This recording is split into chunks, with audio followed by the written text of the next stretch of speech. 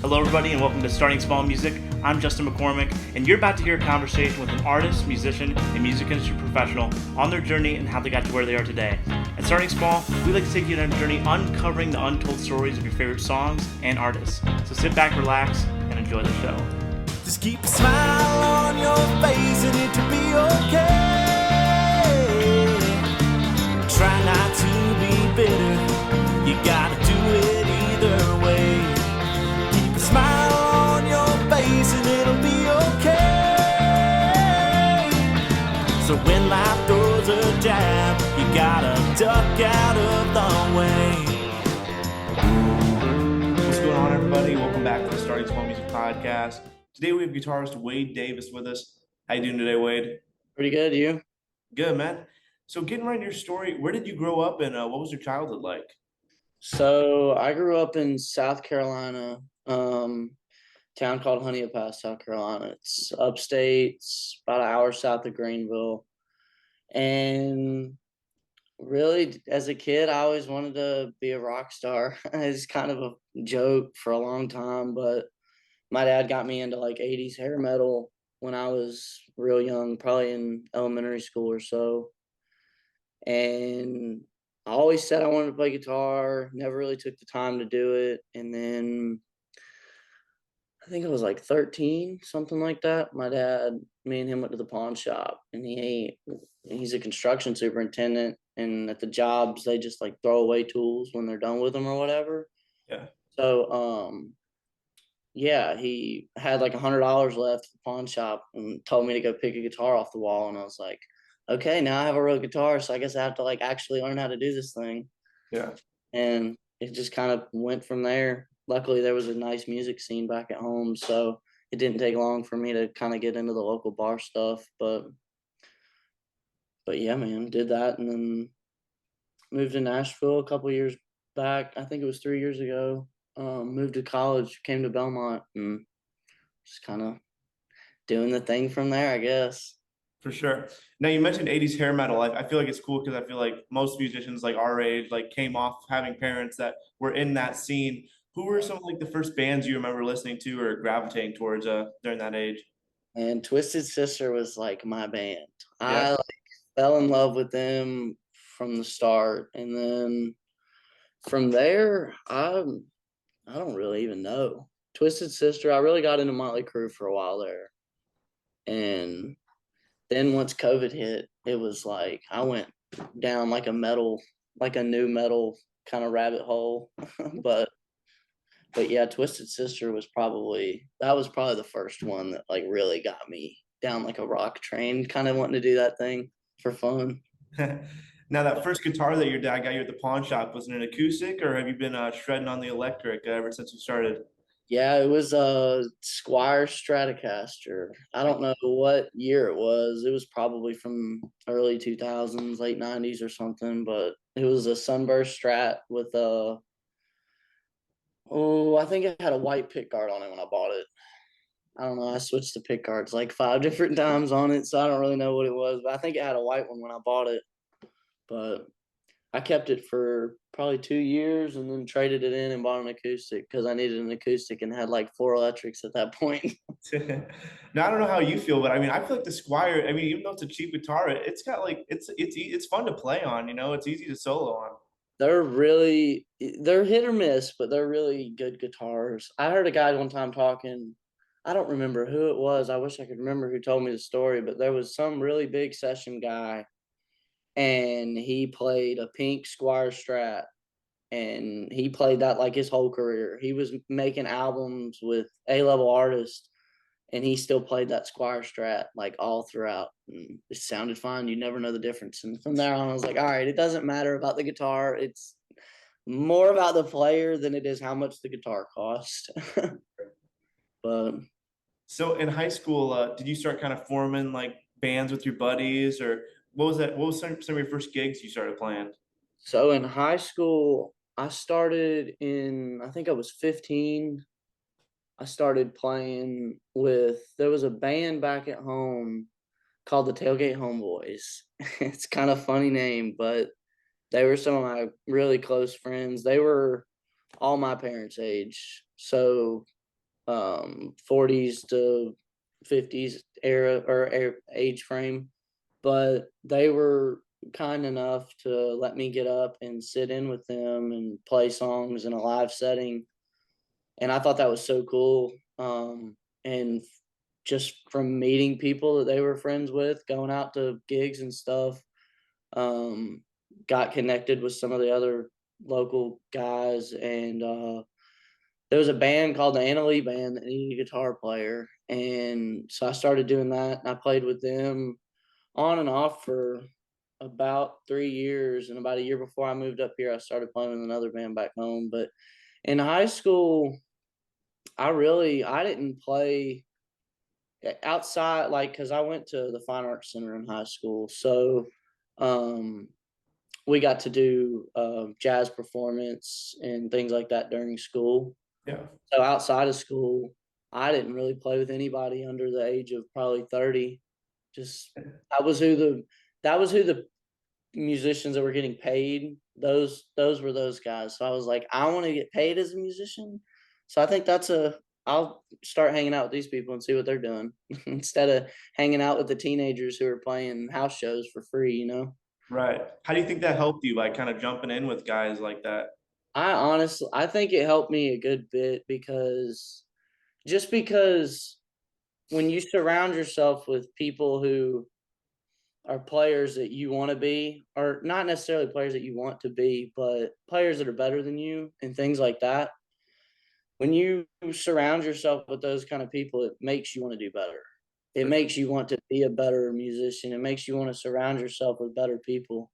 So when you surround yourself with, other musicians that are on your same level or less than, it kind of, I don't know, it just doesn't put you in the best headspace to want to do better. In order to do better, I feel like you need to surround yourself with people that are doing what you want to do, you know. Yeah. Were you playing mostly rock at that time, or were you guys doing any country? I was doing the complete opposite. I was doing old country, like Jason Aldean was. I got told one time I wanted to play a Jason Aldean song on a gig. It was She's Country. Mhm. And the singer told me that it was against their morals to play bro country. So no, it was all old country until probably 2019, I think. It's when I Wow. finally started like branching out and really getting into like newer stuff and like learning all that kind of thing. For sure. But yeah, it was a wild ride back at home. Now, but playing with like the older guys that said they didn't want to play like bro country, were you more interested in the older country, or did you kind of like that like early 2000s country that had more like the rock edge to it? Um, I mean, honestly, I like it all pretty evenly, but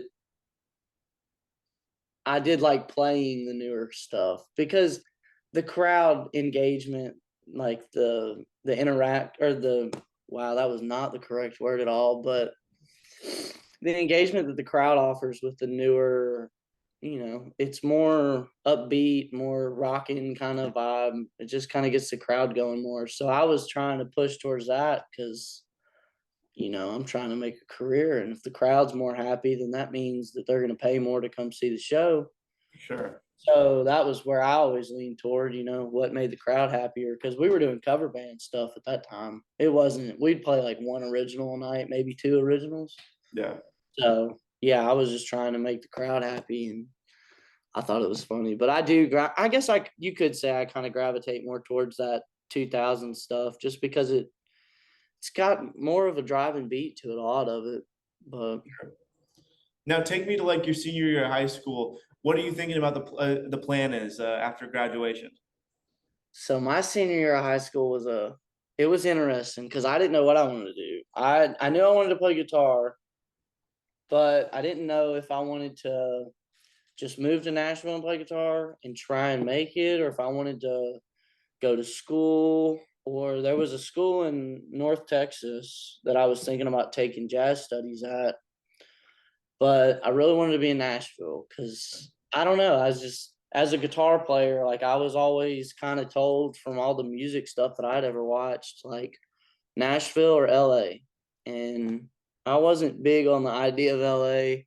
I always when I was young, we lived in I left this out earlier. We left in Tennessee in Cookeville for about 8 years before we moved to South Carolina. And so I always said I wanted to come back to Tennessee. So it just kind of worked out. But I decided that my parents said that they weren't going to let me just do whatever I wanted. I had to have a plan, and I never had a good I never had a good plan that didn't involve going to school. Yeah. So my mom was like, "All right, so you kind of have to go to school."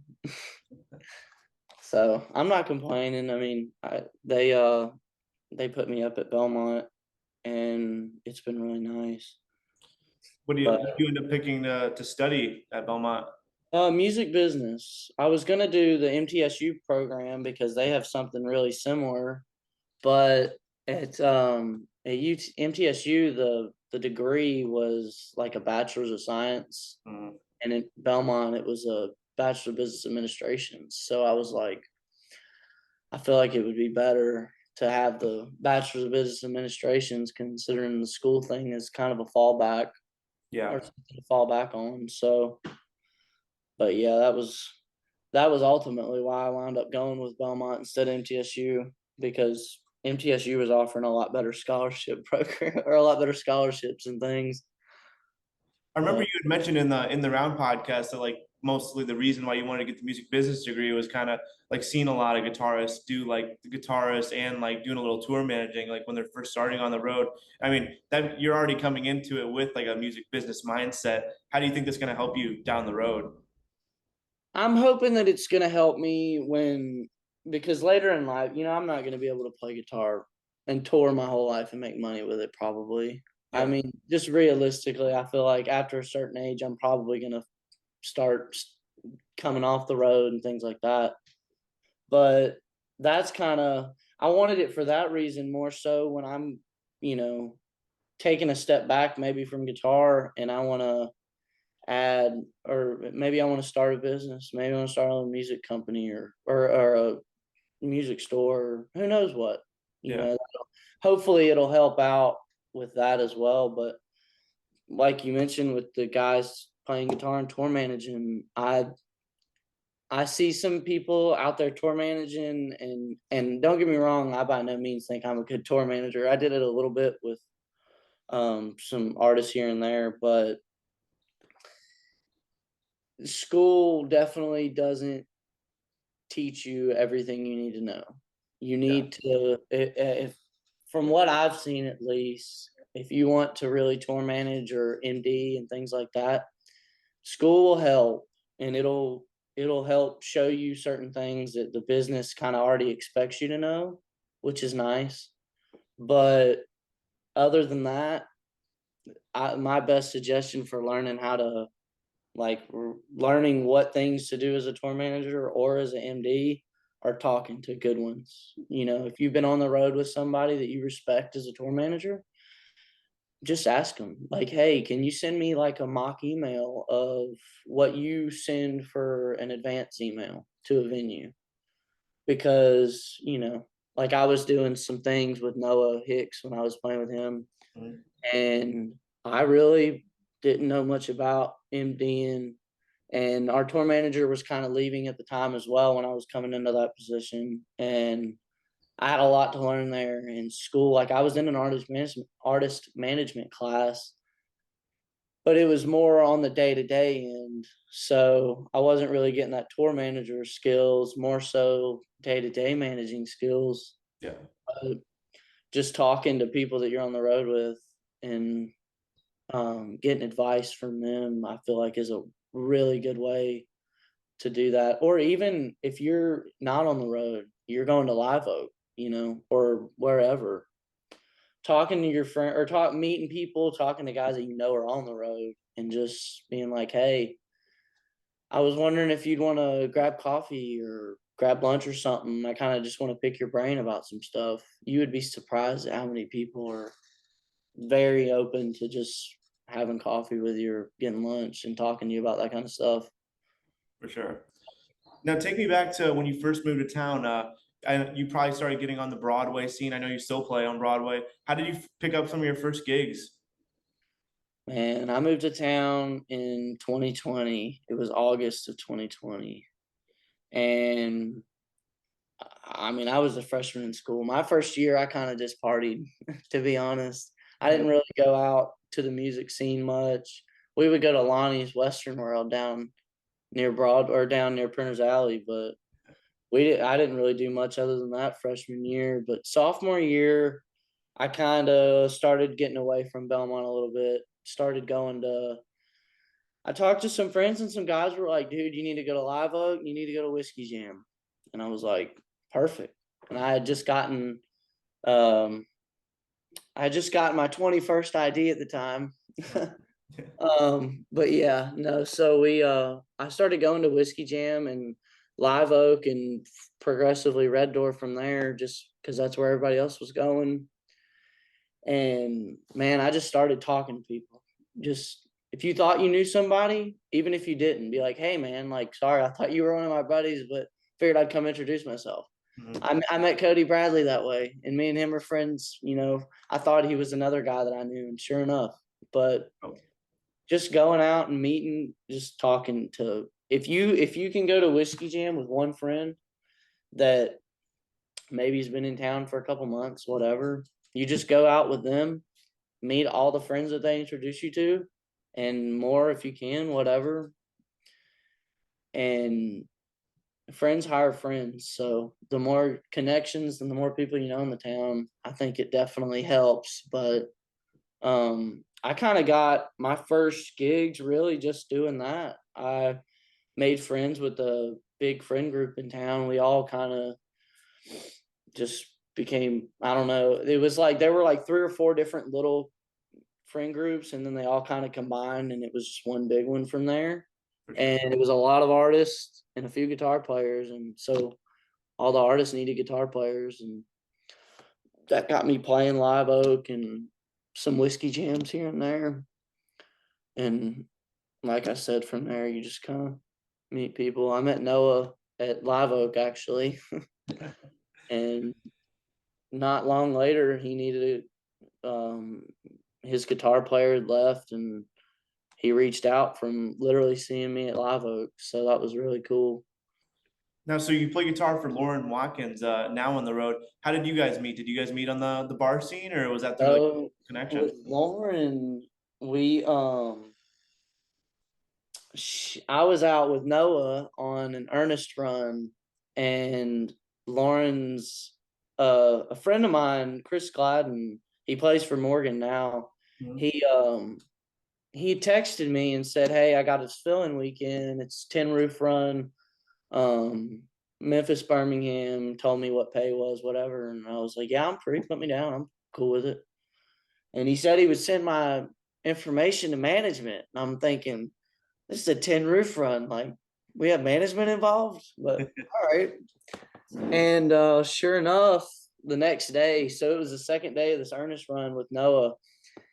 And I would just gotten told maybe 20 minutes before that Seth England and Austin Neal, there was a bunch of guys that were all at the show. It was the first night of Ernest's Suckers for Small Towns tour. Mhm. And they were all there, and I just had a terrible night. Like, I played so bad. Like, the tracks were kind of messed up. I had played pretty bad. It was all over the place. And we're unloading the trailer, and I get a call, and it says it was Braden. Man, I'm brain or Brain losing Griffin? his name. Yeah, but Braden Griffin. Yeah, he called. He said, "Hey, this is Braden Griffin from Big Loud." And he's like, "Is this Wade Davis?" And I'm like panicking because I'm thinking all these big guys from Big Loud are here the first night, and I do a bad job, and they're gonna like kick us off the tour or something. Oh man. And sure enough, he was asking about that, and it was really. And then went and did the show with Lauren and talked to her. She was looking for a full-time guitar player coming up at the top of the year, and I was looking for some more work too, so it kind of wound up working out. And it's been a wild ride since. It's been fun. Now, seeing videos of you on the road, it's funny because I feel like I see a little bit of Tyler Tomlinson and you in your stage dance moves. Who are some of the guys that kind of influence your stage presence, you feel like? Honestly, it's kind of funny you say that because Tyler is a big influence on my stage presence for sure. You got that little sway he does, you know? I've seen you do Yeah, it. I used to watch a lot of videos of him and Luke when they were doing the Morgan stuff, Mhm, and back in like 2017 to like 2020 ish range. mhm. I was watching a lot of their stuff, and I was like, man, it kind of looks funny, but it also kind of looks really cool. And I feel like it goes with the show, and it's pretty neat. So Yeah.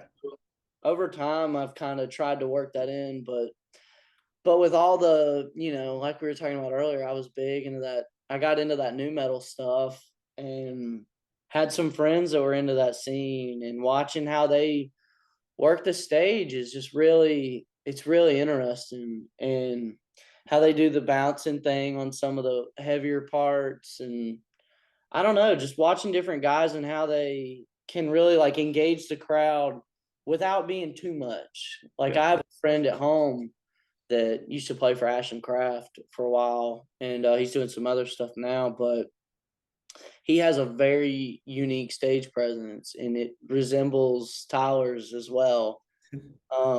But I just watching him and watching how the crowd interacts with like what he's doing on stage, I was like, okay, I was like, I kind of want to take bits and pieces from what all these guys are doing and try and figure something out that works for me. But because I don't like doing too much, sometimes Yeah. I'll look at videos and I'm like, man, I really should have backed off of that some. But but yeah, watching a lot of the metal stuff and seeing guys like him was, I would say, probably that's probably definitely where I like took all the bits and pieces from with it. But That's dope. Now, I saw you got to see Morgan, Hardy, Ernest all play down in Mississippi a couple weeks ago. What was that like to kind of see your label mates just like crush it up there? man, it was really cool. I've always wanted to see a Morgan show. I've seen Hardy a few times, but I've never seen Morgan. And um, it was really cool. I've done shows with Bailey and Ern, and seeing them up there was really cool as well. But yeah, man, it was a really good time getting to, see all my friends kind of up there, on stage, because I'm better friends with Bailey and Ern's crew than Morgan and Hardy's, but still, even seeing those guys up there, it shows you what you can do different to make a better show. And just seeing what they're doing is wild. It's a really cool experience, and I would definitely suggest anybody who has the chance to go see that show with all four of those acts to go do it. Your money will be well worth spent. I think. Oh yeah. Now, I know you've also been dabbling in so like starting to write too. Are you doing that on your off days in town, or are you and Lauren pitching song ideas back and forth in the van? How's that been going?